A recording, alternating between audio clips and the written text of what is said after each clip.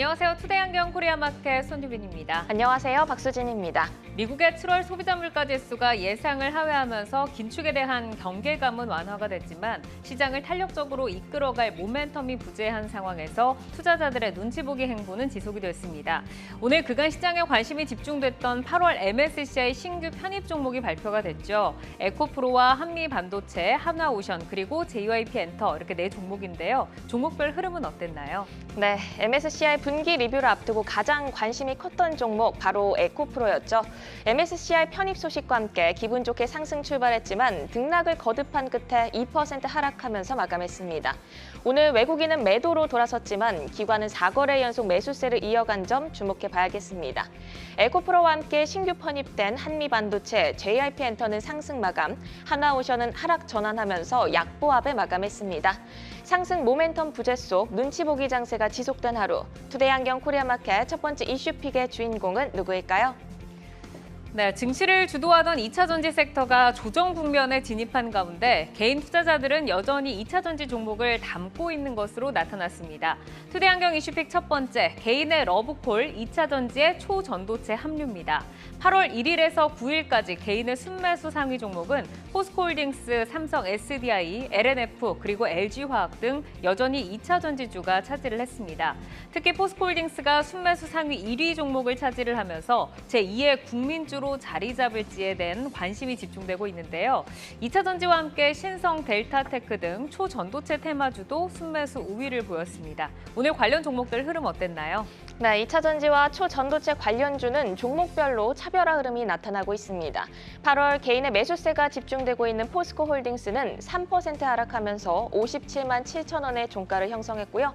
초전도체 대장주로 자리 잡은 신성 델타테크는 3거래 연속 급등하면서 4만 원 선에 올라서면서 신고가를 다시 썼습니다. 개인의 2차 전지 러브콜 이슈에 이은 투데이안경 이슈픽 두 번째 주제는요. 투데이안경 이슈픽 두 번째, 먹구름 낀 게임주, 넥슨만 한박 웃음입니다. 국내 게임 업계가 2분기 줄줄이 부진한 성적표를 공개한 가운데 주력 IP에서 안정적인 실적을 거둔 넥슨만이 홀로 웃었습니다. 자회사 넥슨게임즈는 2분기 영업이익이 흑자 전환에 성공을 했는데요. 넥슨의 2분기 영업이익을 보면 전년 동기 대비 22% 증가를 한 반면 NC소프트는 리니지 부진에 71% 감소한 이익을 발표를 했습니다. 크래프톤도 영업이익이 지난해 같은 기간 대비해서 21% 감소를 했고요. 넷마블은 적자폭을 키우면서 6개 분기 연속 적자를 기록을 했습니다. 업계는 하반기 주력 신작을 통해서 실적 반등에 나서겠다는 계획인데 오늘 게임 섹터의 종목별 흐름 어땠나요? 네, 2분기 전반적으로 부진한 성적표를 공개했지만 주가는 오히려 반등을 모색하는 분위기입니다. 2분기 흑자 전환에 성공한 넥슨게임즈는 강보합권에 마감했고요. 펄어비스, 크래프톤, NC소프트 등 대부분 게임주가 상승으로 마감을 했습니다. 2분기 실적 부진보다 하반기 신작 기대감이 커진 게임주. 종목별 신작 출시 일정과 흥행성을 잘 확인하시면서 대응하셔야겠습니다. 투데이안경 이슈픽 종목 2차 전지와 초전도체 게임주 가운데서 뜨거운 관심을 받고 있는 포스코홀딩스와 신성 델타테크, 넥슨게임즈, 그리고 펄어비스입니다. 자, 이 종목들 투자자 여러분 매수하셨나요? 매도하셨나요? 아니면 아직 고민하고 계신가요? 종목들의 최적화된 매매 타이밍을 포착해보는 매도의 기술, 지금부터 시작합니다.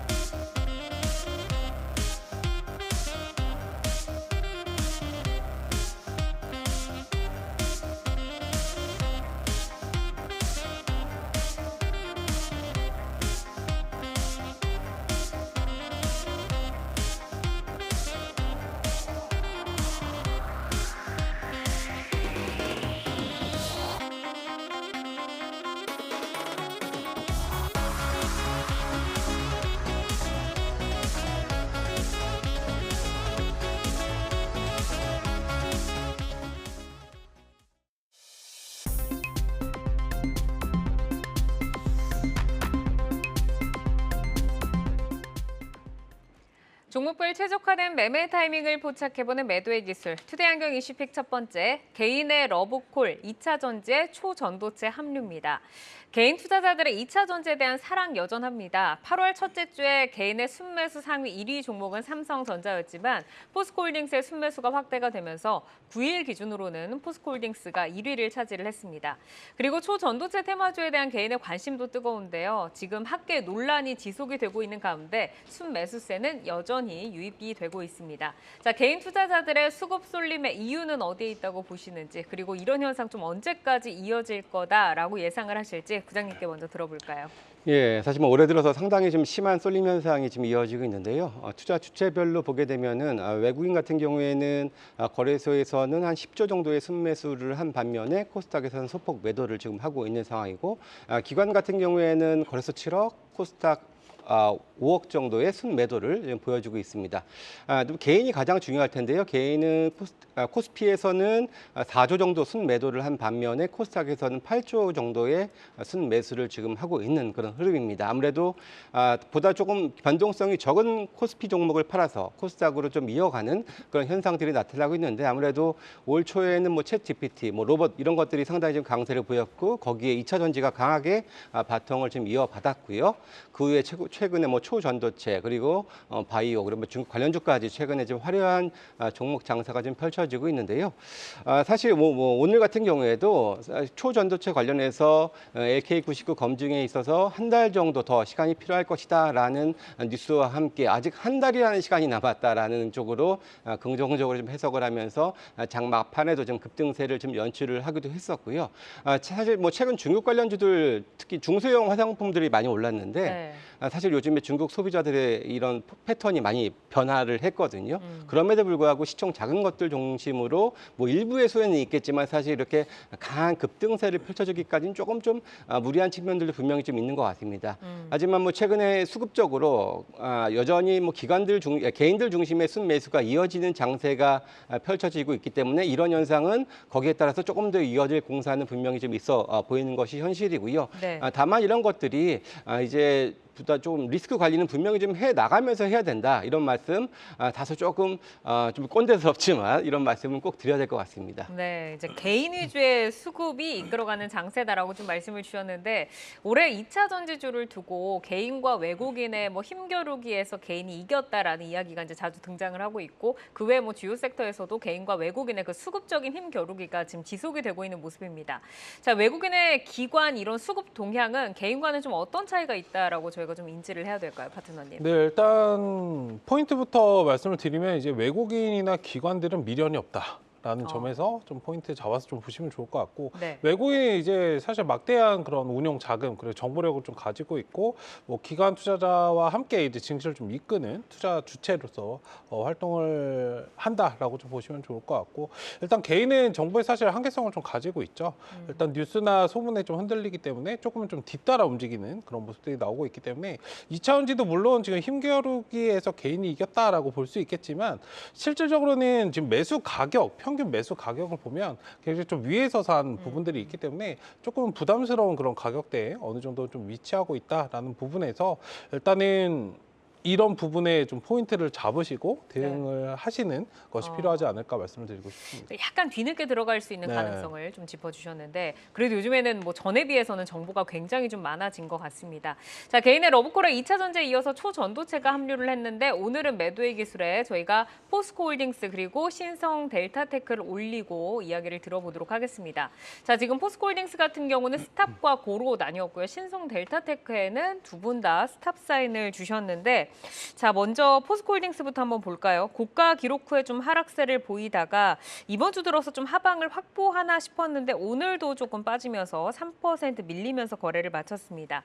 자, 최충성 파트너께 먼저 여쭤볼까요? 포스코홀딩스는 왜 여기에서 스탑 사인 주셨을까요? 네, 일단 뭐 포스코홀딩스 저도 좋게 보는 그런 기업이고, 성장성이나 이런 부분들은 뭐 의심할 게 없습니다. 저도 6월, 7월 달에 좀 많이 말씀을 드렸던 네. 그런 기업인데, 일단 지금 과열 구간에 좀 진입을 했다는 건 굳이 말씀드리지 않아도 아마 아실 건데 기술적으로 뭐 눌림목을 지나고 있는 그런 상황이고 일단 2차전지 관련해서 강하게 좀 움직이던 시장 한 2, 3주 전을 좀 생각해 보시면 좋을 것 같은데 네. 2, 3주 전에 매매할 게 굉장히 없었기 때문에 2차전지만 보고 좀 움직였었어요. 근데 지금은 2차전지가 아니더라도 굳이 이제 다른 종목들이 좀 움직이는 그런 양상을 좀 보이기 때문에 일단 다른 섹터 자금이 좀 어느 정도는 이동을 하고 있기 때문에 순환매 관점에서 하단에 있는 종목도 매매하시면 어떨까 그런 순환 관점에서 지금은 2차전지보다는 다른 쪽으로 한번 보자라고 좀 말씀을 드리고 싶어서 스탑을 말씀드렸습니다. 네, 이제 수급의 이동이 나타나고 네. 있는 만큼 지금은 다른 섹터도 좀 볼만하다라고 좀 말씀 주셨고 김성준 부장께서는 이제 고 사인을 주셨는데 지금 괜찮은 자리일까요? 일단 사실 제가 이번 주에 한번 2차전지 다른 종목군에 대해서는 스탑 사인을 한번 드린 바가 있는데요.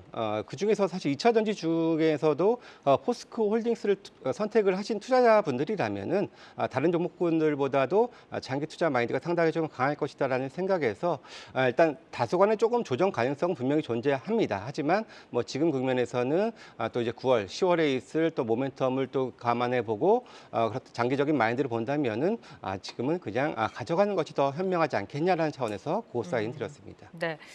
이제 포스코홀딩스가 현재 2차 전지 중에서 개인이 가장 선호하는 종목으로 지금 나타나는데 8월에 좀 투자 주체별로 수급 동향이 어떤 특징이 있었는지 한번 들어보고 포스코홀딩스가 이제 2차 전지 가운데서 가장 좀 개인에게 신뢰도가 높은 이유는 좀 어디 있다라고 보실까요, 파트너님? 네, 일단 수급적으로 보면은 외국인 기관은 좀 동반 매도를 연일하고 있고 일단 개인은 계속적으로 좀 매수를 하고 있는 그런 상황인데 이제 기업적인 측면에서 좀 먼저 말씀을 드리면 그래 원래 철강만 했던 그런 기업인데 일단 여기보다는 2차전지에 좀 새롭게 좀 나아가겠다 신성장 동력으로 좀 나서겠다라는 부분이 좀 2차전지가 올라오던 와중에 좀 발생을 해서 이런 부분들이 좀 기대감을 좀 많이 주고 있는 그런 상태이고 일단 소재부터 완성 단계까지 할 수 있는 국내 유일한 좀 밸류체인 업체이기 때문에 그 부분에 대해서도 좀 긍정적으로 받아들여지는 모습인데 네.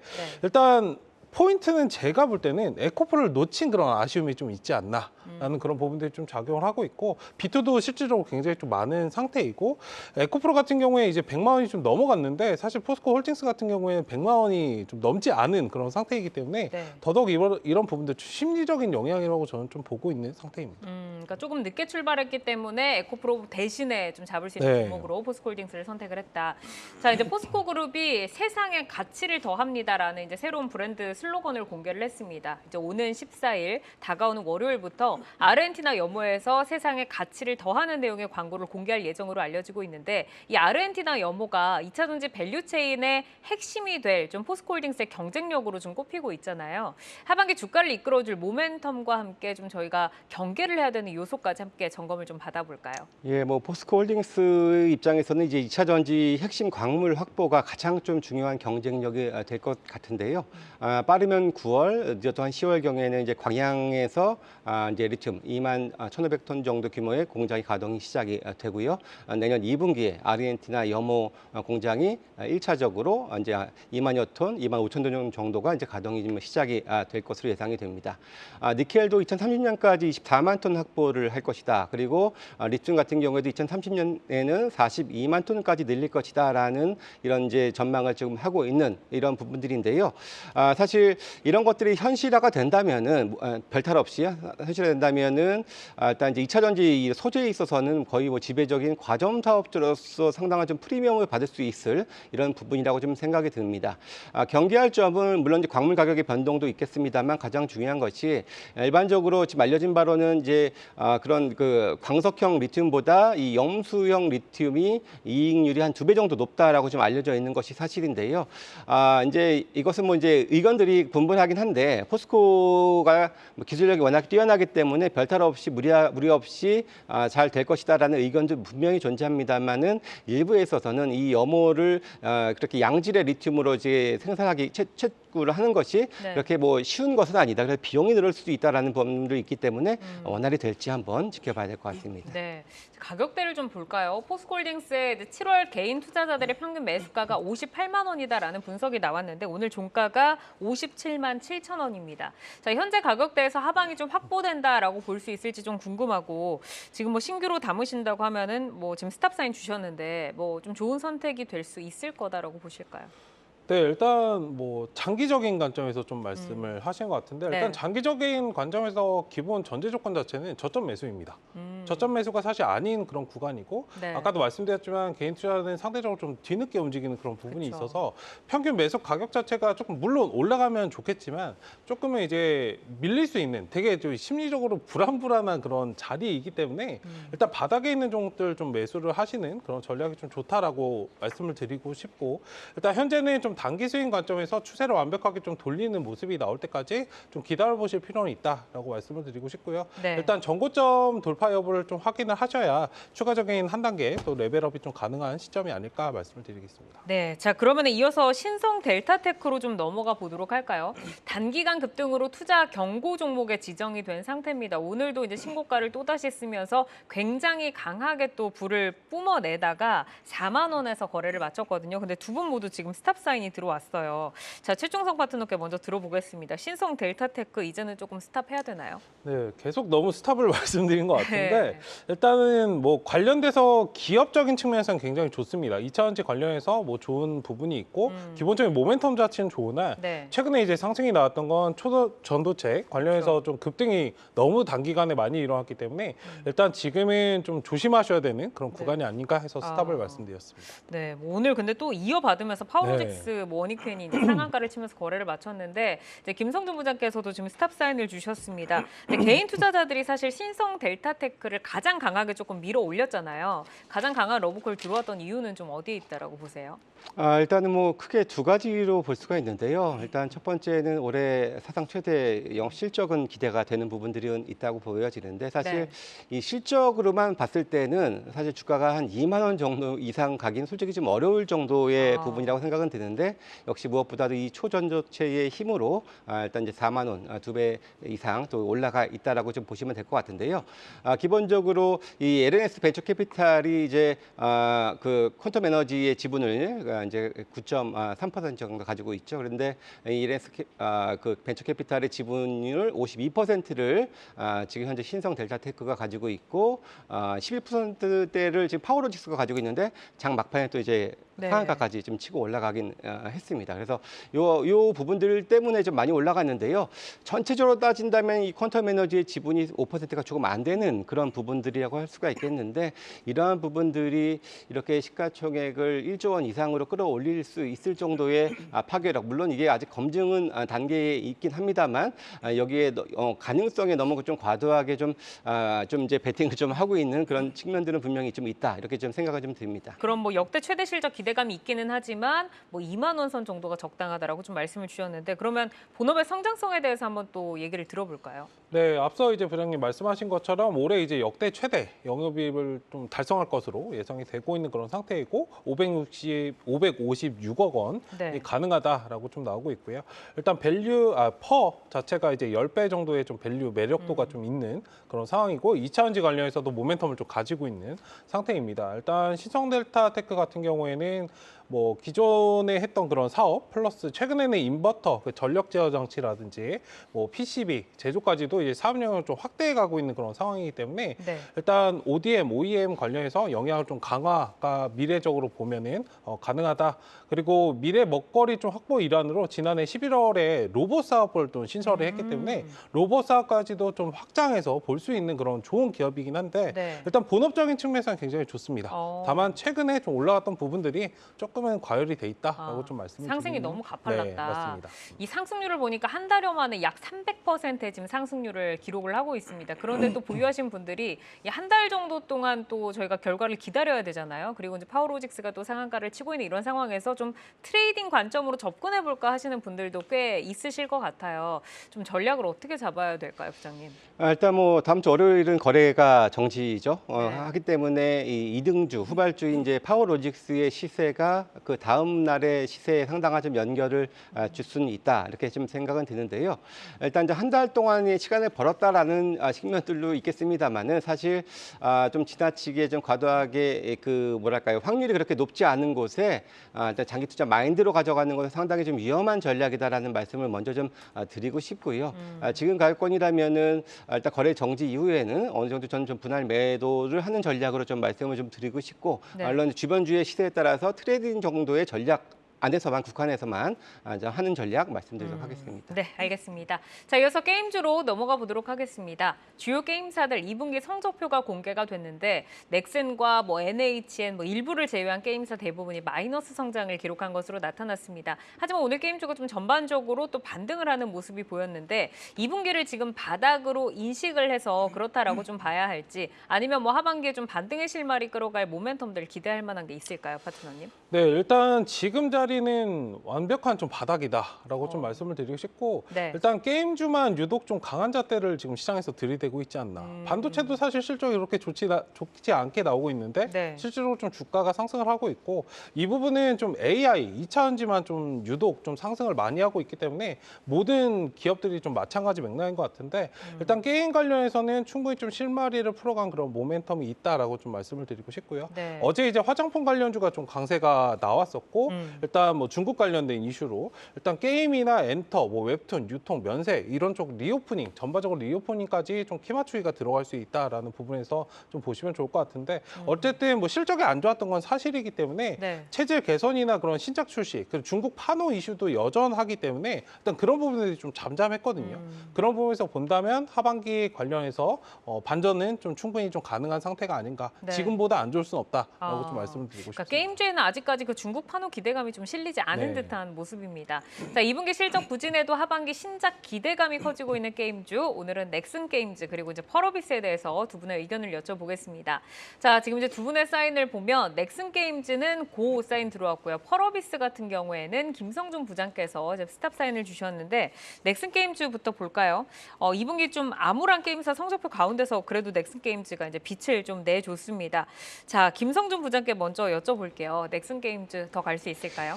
저 개인적으로 사실 게임주는 전반적으로 좀 스탑의 의견을 좀 가지고 있는 것이 사실입니다. 기본적으로 원래 게임주는 전통적으로 성장 산업이다라고 해서 네. 펄을 평균적으로 20배 이상 계속해서 지금 구애를 받았던 그런 업종이긴 한데요. 하지만 개발 비용은 많이 늘어나고 있는 반면에 게임의 생명력이 점점 줄어들고 있다라는 부분들, 또 레드오션화되고 있다라는 부분들이 일단 전반적으로 이제 산업의 이 성장성을 계속해서 부여를 해줘야 되는 거냐, 성장주로서 PR 20배를 계속해서 유지를 해줘야 되는 거냐에 대한 좀 회의가 저는 좀 있는 그런 상황인데요.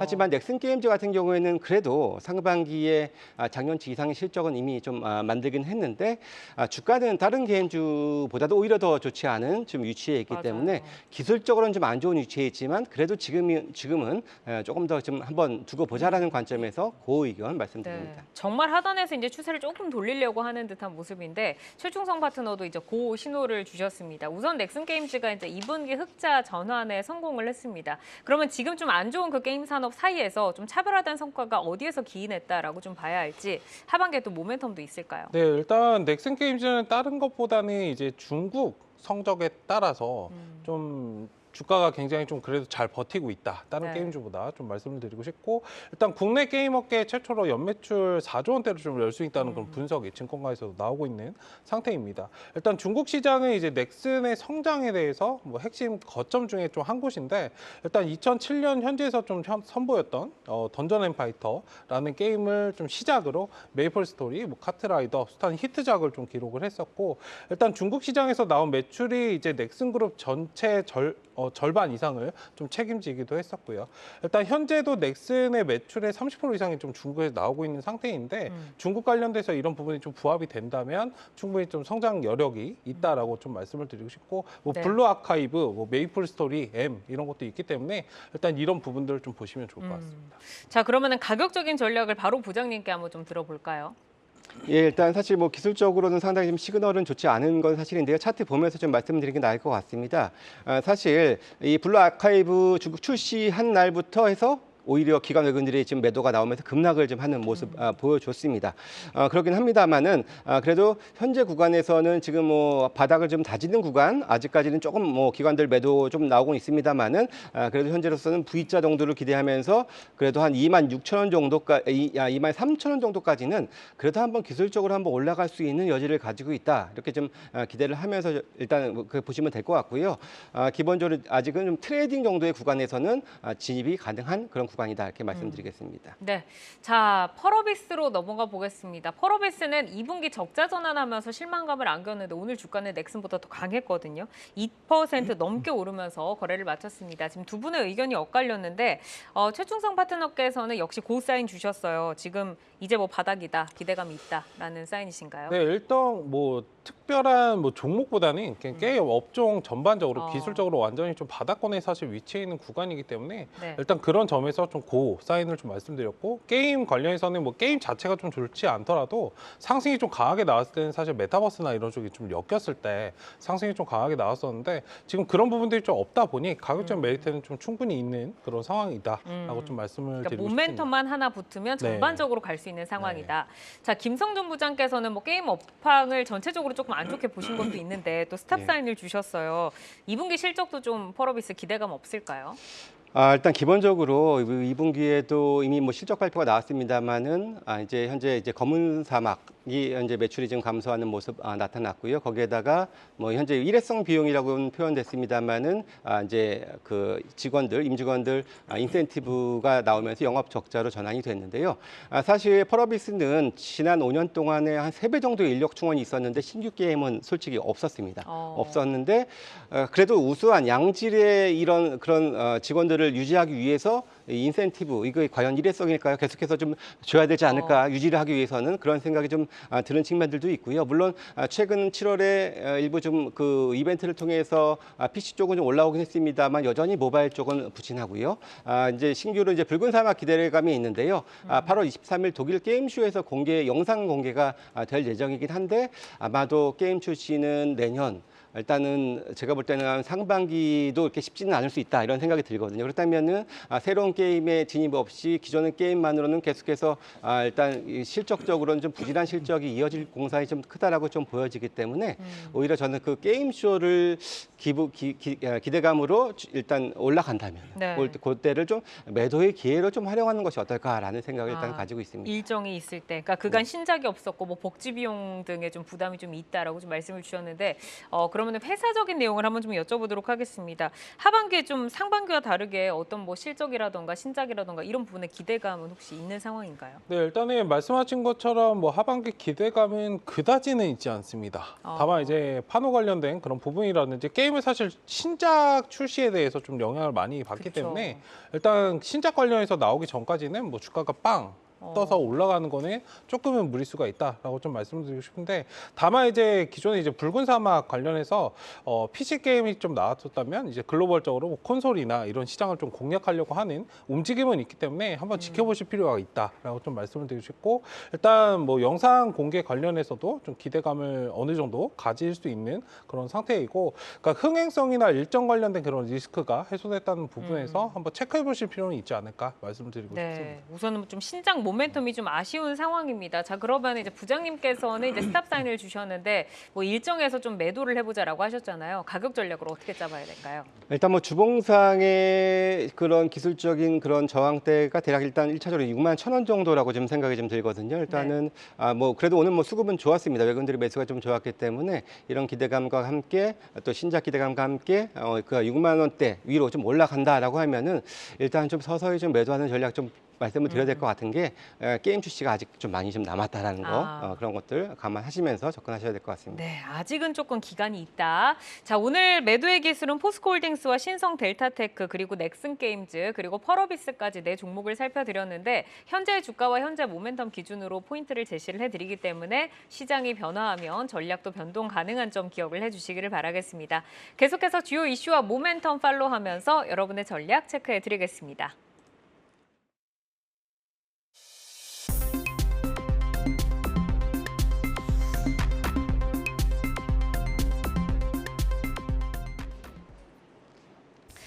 장 마감 후 4시부터 6시까지 진행되는 시간의 투자 리그, 시간의 거래 동향 만나보는 이 시각 시간의 단일가입니다. 정규장 마감 후 오후 4시부터 6시까지 10분 단위로 시간의 단일가 거래가 이뤄지는데요. 시간의 주요 종목 등락률 실시간으로 생생하게 전달해 드리겠습니다. 그럼 이 시각 시간의 단일가 코스피 상승률 상위부터 함께 보겠습니다. 네, 진양화학이 9% 강세를 보이면서 코스피에서 가장 크게 움직이고 있습니다. 진양홀딩스도 동반 강세를 보이고 있고요. 뒤이어서 성보화학도 화학주들 올라와 있습니다. 7% 강세 보이고 있습니다. 인지컨트롤스 보시면 정규장에서 15% 급등한 종목인데요. 시간에서도 4% 상승 이어가고 있습니다. 이외에도 덕성이라든지 대창이라든지 초전도체 관련주들의 강세, 시간에서도 특징적으로 나타나고 있습니다. 계속해서 코스닥 상승률 상입니다.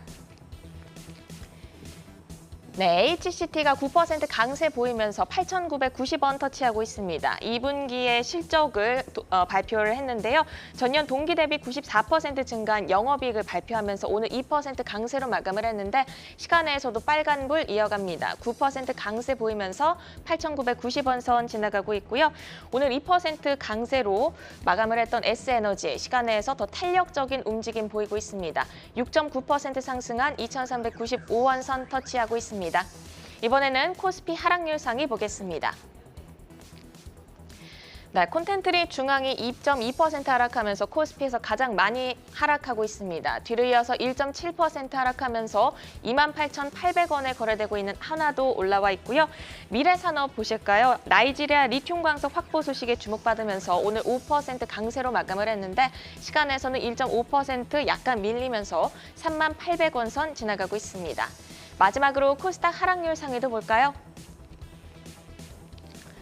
네, SK증권 제10호 스펙이 7% 급락하고 있습니다. 2,310원 선 지나가고 있고 뒤이어서 파마리서치도 6% 약세 보이면서 14만 원 선까지 내려앉았습니다.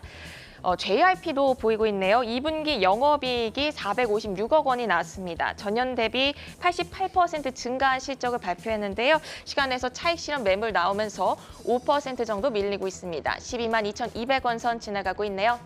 이렇게 이 시각 시간의 단일가 살펴봤는데요. 시간의 단일가 매매는 오후 6시까지 10분 단위로 매매가 체결됩니다. 모멘텀과 거래량 등 꼼꼼히 살펴보시고 시간외에서도 성투 전략 세워가시길 바랍니다. 시간의 단일가 거래 동향, 잠시 후 시간의 단일가 특징주를 통해서도 확인하실 수 있습니다.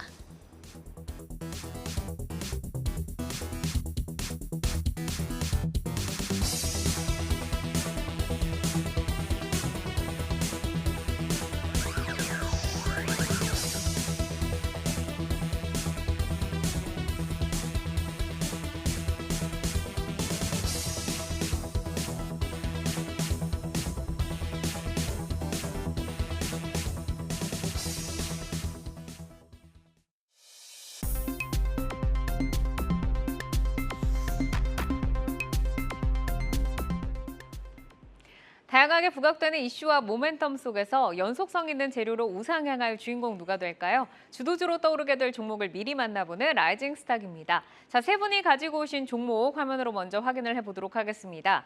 노미 파트너 아난티, 최충성 파트너 프레스티지 바이오로직스, 그리고 김성준 부장 바텍 가지고 오셨는데요. 노미 파트너의 라이징 스탁 아난티부터 한번 들어볼까요? 라이징 포인트 먼저 소개해 주시죠. 네, 중국의 한국 단체 관광객 허용과 올해 이익 레벨업 전망입니다. 네, 지금 중국의 단체 관광객 허용 그리고 이익 레벨업을 좀 주목해보자라고 좀 말씀을 해주셨는데 중국 단체 관광이 허용이 된다고 하면 아난티는 어느 정도나 뭐 효과를 보게 되는 건가요? 일단 중국 관광객이 이제 방문하는 목적이 보통 이제 의료 관광과 그리고 이제 화장품과 관련된 이제 소비 관광이 보통 이제 주된 목적이 되고 있는데 네. 아난티에서 운영하고 있는 아난티엔 강남이 그 기대 효과를 가져갈 거라고 생각을 하고 있고 최근에 또 코로나 환자 수가 적어지면서 개별적인 관광객도 늘고 있는 수준에서 지금 만약 중국 단체 관광객 금지가 해제됨에 따라서 추가적으로 영업 실적에 반영될 것으로 기대하고 있습니다. 뭐 의료 관광에 있어서 이제 아난티 강남이 아무래도 좀 지리적으로 또 수혜를 받을 수 있다라고 좀 말씀을 주셨는데 사실 아난티가 뭐 2분기에 뭐 3,000% 넘는 그런 뭐 호실적을 발표를 하면서 이목을 끌었잖아요. 올해도 이익 레벨업을 좀 기대를 해볼 수 있나요? 네, 일단 2분기에 지금 최근에 가장 호실적을 발표했던 배경은 이제 빌라주드 아난티에 대한 분양 실적이 반영되면서 그 부분에 효과가 나온 것 같고 네. 컨센서스상 지금 이제 매출이 이제 전년비 3배 정도 예상되고 있는데 지금 현재 한 절반 정도 나왔다라고 보고 있습니다. 하지만 이 부분에서 중국 단체 관광객 금지 해제 적용이 만약 이제 10월에 있는 이제 국경절이나 중추절 연휴까지 적용된다라면은 앞으로 3분기, 4분기 실적도 기대해 볼 만하다고 생각하고 있고 주가도 그의 부분에서 반영될 거라고 기대하고 있습니다. 그러니까 아난티 부산 오픈의 그런 회원권적인 그런 그 비용이 또 반영이 됐다라고도 말씀을 주셨는데 그러면은 아난티가 이제 어제 오늘 강세를 좀 보였습니다. 가격 전략 어떻게 짜서 대응해 볼까요? 네, 일단 그 어제 중국 단체 관광객 해제에 대한 이제 이슈로 어제 굉장히 좀 많이 급등하고 오늘 이제 윗꼬리를 달고 이제 내려온 모습인데 지금 현재 이제 차트를 좀 보시면은 제 생각에는 한 8,000원 정도 밑에서부터 천천히 이제 분할 매수로 가져가시면 좋지 않을까라고 생각하고 있고 목표가는 이제 11,000원 정도, 이제 손절가는 7,000원 정도로 잡고 있습니다. 네, 8,000원 아래에서 분할 매수로 접근해서 11,000원의 목표가 제시를 해주셨습니다. 자, 이어서 최충성 파트너의 라이징 스탁 보겠습니다. 프레스티지 바이오로직스 가지고 오셨는데요. 라이징 포인트 먼저 만나볼까요? 네, 포인트는 이제 EMA 품목 허가에 대한 그런 재도전 기대감이 있다 말씀을 드리겠습니다. 지금 재도전이라고 하면은 뭐 도전을 해서 성공을 하게 됐을 때는 어떤 기대 효과를 좀 갖게 되는 거죠? 네, 일단 어떤 거를 하느냐가 네. 중요한 것 같은데 허셉틴 관련해서 이제 바이오시밀러가 있는데 HDA 201 유럽 승인을 좀 재도전하는 겁니다. 사실 지난해 관련해서 뭐 동등성 문제로 좀 고배를 마신 그런 부분이 있었는데 일단 EMA 요구에 맞춰서 이제 동등성 입증 데이터를 좀 준비했기 때문에 품목 허가에 대한 그런 자신감을 좀 가지고 있는 그런 상태이고 HDA 201은 이제 임상 3상에서 오리지널 의약품 허셉틴과 이제 동등성을 좀 입증한 그런 부분이 있고요. 일단 임상 3상은 17년부터 19년 12개국에서 502명의 양성 유방암 환자를 대상으로 좀 진행이 된 그런 부분이 있어서 일단 19년 4월에 EMA 품목 허가를 좀 신청한 그런 부분이 있었습니다. 일단 EMA 품목 허가에 좀 성공할 경우에는 7번째 바이오시밀러 기업이 되기 때문에 일단 이런 기대감을 좀 가질 수 있는 그런 기업이다라고 말씀을 드립니다. 이 허셉틴 바이오시밀러가 아까 유방암 치료제에 관련된 건가요? 유방암이나 이제 전이성 그런 암을 좀 치료하는 치료제 역할을 네. 좀 하고 있습니다. 네, 이제 7번째 치료제에 기대감이 있다라고 좀 말씀을 해주셨고, 자 그러면은 이제 재도전을 한다고 하셨는데 가격적인 전략은 어떻게 좀 접근을 해볼까요? 네, 일단 오늘 차트가 좀 살아 있다가 살짝 윗골 달고 좀 밀리는 모습을 보였는데 일단 4,600원까지 좀 열어두시고 매매를 천천히 좀 모아가시는 전략으로 보시면 좋을 것 같고요. 일단 단기적으로 목표가는 6,000원 말씀을 드리겠고 일단 손절가는 500원을 제시해드리겠습니다. 네, 알겠습니다. 자, 김성준 부장의 라이징 스탁 바텍으로 넘어가겠습니다. 라이징 포인트 먼저 만나볼까요?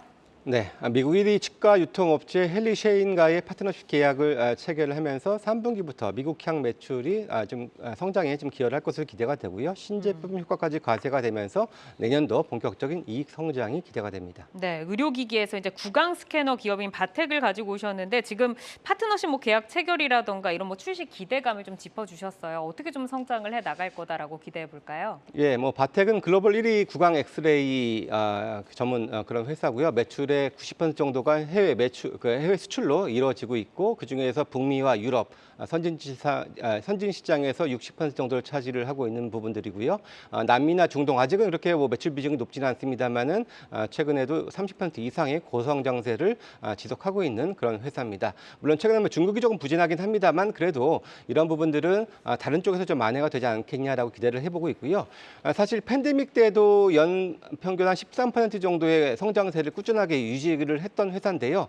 지난 2분기는 조금 역성장을 하긴 했습니다. 그 이유를 좀 보게 되면은 원래는 기존에 이제 미국 3위 업체와 유통 채널을 유통 계약을 하고 있다가 이번에 변경을 했거든요. 그러면서 이제 과도기적인 성격이 좀 있었다라고 좀 보시면은 좀 무리가 좀 없을 것으로 좀 보여지고요.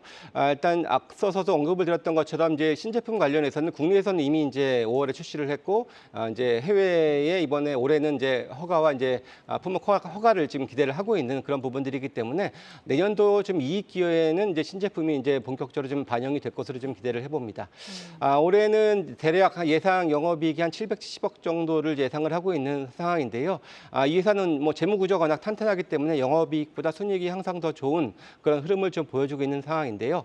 글로벌 피어가 대략 한 20배가 넘습니다. 근데 글로벌 1위 업체인 이 바텍은 현재 주가가 한 8.5배 정도 수준 정도밖에 되지 않기 때문에 네. 상대적으로 많이 좀 저평가되어 있다 말씀드릴 수 있겠습니다. 이 구강 의료기기, 구강 엑스레이 기업하면은 또 유사한 유명한 기업으로 레이가 있지 않습니까? 그러면은 레이도 이제 부장님의 한때 좀 종목이었던 것 같은데 레이와 바텍 가운데서 현재는 좀 바텍을 좀 더 매력적으로 보세요. 일단은 뭐 레이가 이제 오늘 지금 실적 발표가 있었는데 기대만큼 좀 나오지 못하면서 지금 시간에 좀 약세를 좀 보여주고 있는 것 같습니다.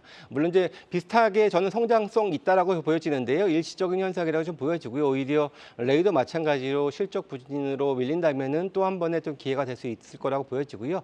바텍 역시도 마찬가지로 이제 워낙에 이쪽 관련된 시장은 아직까지 침투율이 그렇게 높지 않기 때문에 네. 둘 다 마찬가지로 성장세가 기대가 되는 그런 종목이라고 말씀드릴 수 있겠습니다. 그 양 종목 다 성장성이 지금 유효한 상황이다라고 좀 말씀을 주셨습니다. 자, 그러면 바텍 같은 경우는 목표가를 어떻게 좀 잡아볼까요? 일단은 지난번에 최고가 정도가 이제 44,000원대였는데요. 일단은 저희가 목표가를 조금 더 높여서 한번 신고가를 기대하는 차원에서 45,000원으로 한번 좀 제시를 좀 해보도록 하겠고 손절 가격은 최근에 저가였습니다. 33,500원으로 제시를 해드리도록 하겠습니다. 네, 하단의 박스권에서 지금 움직임을 좀 제시를 해주셨습니다.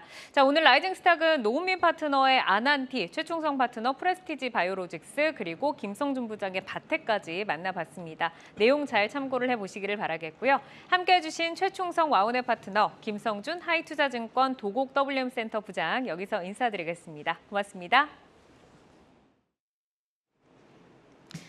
네, 시간의 단일가 거래 속 특징주들을 따라가 보는 시간의 단일가 특징주 탑5입니다. 시간의 단일가 거래는 내일장까지 연결돼 움직이는 종목들이 많은데요. 오늘 함께 하시면서 매매 전략에 잘 활용해 나가시길 바랍니다. 그럼 특징주 5위부터 확인하겠습니다. 신성 ENG인데요. 태양광 관련주로 오늘 외국인과 기관의 강한 순매수로 7% 급등했습니다. 시간의 거래에서도 거래량 2위 기록 중인데요. 3% 상승하면서 탄력적인 움직임 보여주고 있습니다. 4위 종목은 VT입니다. 2분기 실적을 장 마감 후 공시했습니다. 2분기 영업이익이 117억 원으로 전년 동기 대비 113% 증가했는데요. 오늘도 2% 강세로 신고가를 경신했는데 호실적 발표로 시간에서도 강세에 이어지고 있습니다. 2.5% 상승하고 있습니다.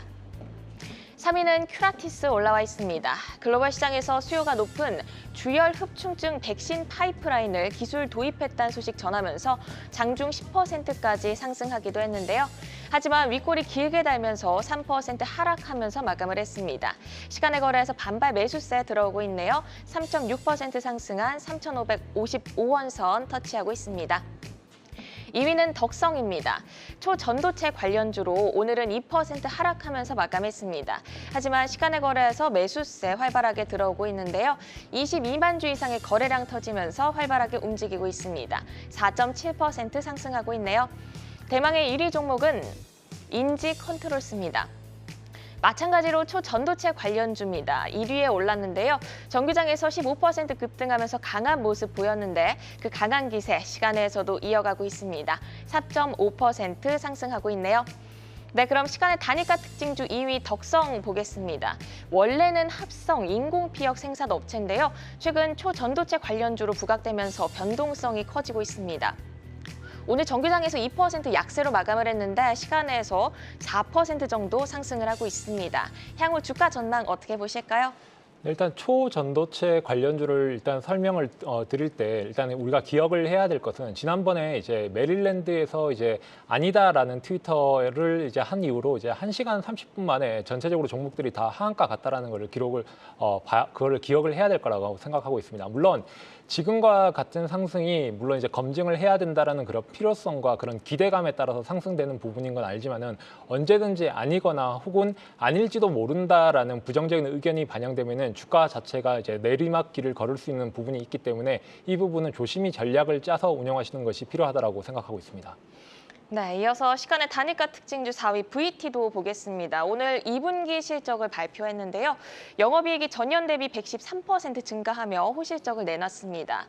정규장에서 2% 상승하면서 52주 신고가를 기록했는데 시간에서도 추가적인 상승 보이고 있습니다. 실적 모멘텀이 이 추가 상승 이끌어낼 수 있을까요?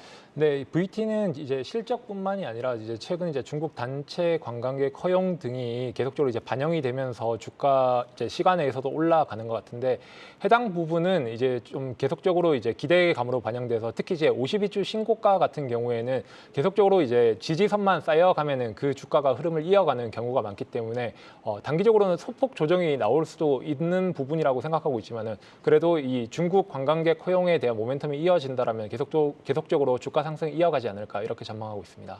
네, 말씀을 주신 것처럼 중국 관광객 허용 뉴스를 좀 언급을 해주셨습니다. 오늘장 특징주로 그러면 중국 소비 관련주도 함께 진단을 해보겠습니다. 중국의 한국 단체 여행 허용에 어제 이어서 오늘도 관련주들이 랠리를 이어갔는데요.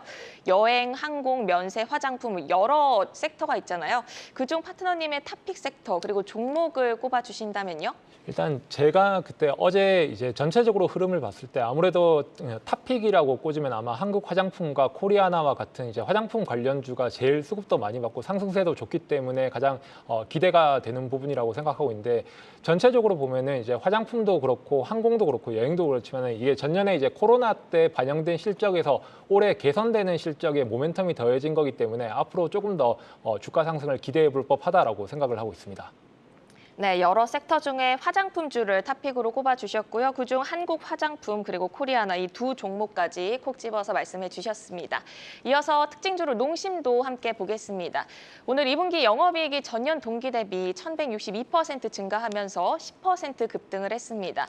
52주 신고가를 경신했는데요. 하반기 성장세를 이어갈 수 있을지 궁금합니다. 주가 전망 어떻게 보실까요? 일단 농심 같은 종목은 오늘 이제 영업이익이 굉장히 잘 발표되면서 주가 상승도 이끌었지만 이제 거래량이 워낙 적은 종목이고 그래서 개인 투자자들이 좀 참여하기에는 조금 부담을 느끼실 수 있는 종목이라고 생각하고 있습니다. 하지만 이렇게 식품과 관련된 종목들이 영업이익이 잘 나온다면은 다른 이제 식품이라든지 소비 관련된 종목들도 영업이익이 긍정적으로 이어지지 않을까라고 판단하고 있어서 관련주에 대한 관심을 이어가는 것이 좋은 전략이라고 생각하고 있습니다.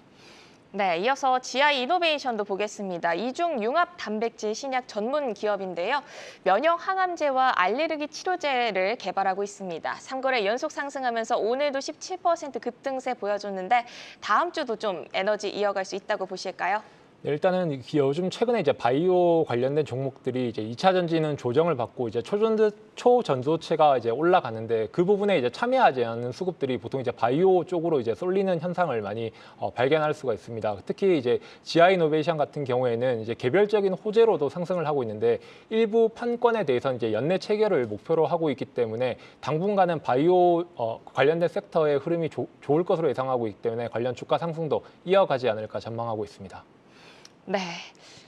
계속해서 또 반도체 섹터도 짚어보면 좋겠습니다. 주도주 부재 속에 좀 힘을 내지 못하고 있는데요. 오늘 그래도 동훈 아나텍이라든지 PSK 홀딩스 같은 이런 박스권 하단에 있는 종목들이 조금 올라와 줬는데 사실은 조금 아쉬운 부분이 있는 것 같습니다.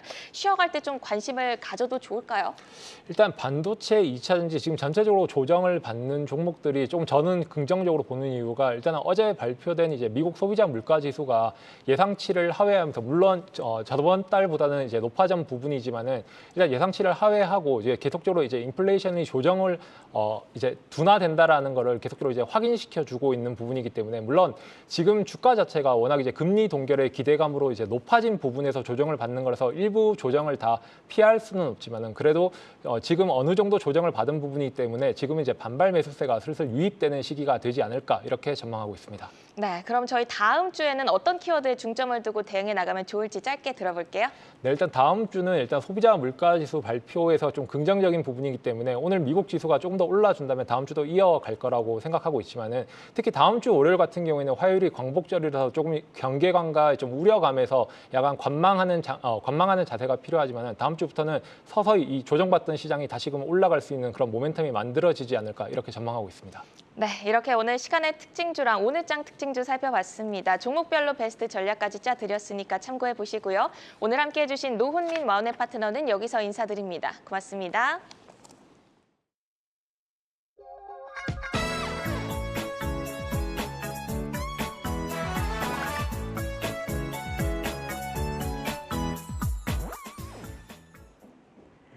아시아 증시와 유럽 시황 전해드립니다. 오늘 아시아 지수 모두 파란불 켜졌습니다. 상해 종합지수 오늘 강하게 빠졌습니다. 2%대 하락 보여주고 있고요. 선전도 2%대 하락, 홍콩 항생도 마감을 앞두고 0.7% 하락하고 있습니다.